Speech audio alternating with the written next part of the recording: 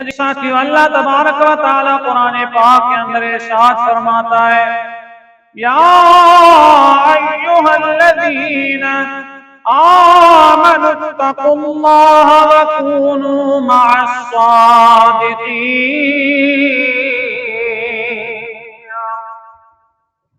اللہ تبارک و تعالی نے اس آیت کے اندر ارشاد فرمایا اے ایمان والو اللہ سے ڈرو اور سچوں کے ساتھ ہو جاؤ۔ اللہ تبارک و تعالی نے 3 باتوں کا تذکرہ فرمایا۔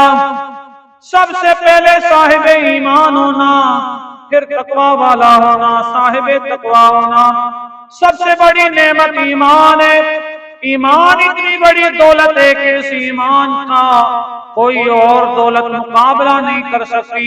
یہ اتنی بڑی نعمت، اتنی بڑی دولت ہے، دنیا کے اندر ہمیں اگر چھوٹی سی چھوٹی چیز مل جائے اس کی حفاظت کے لیے ہم چوکیدار رکھتے ہیں، تالے لگاتے ہیں، اس کی حفاظت کرتے ہیں، 4 دیواری کے اندر اسے بند کرتے ہیں۔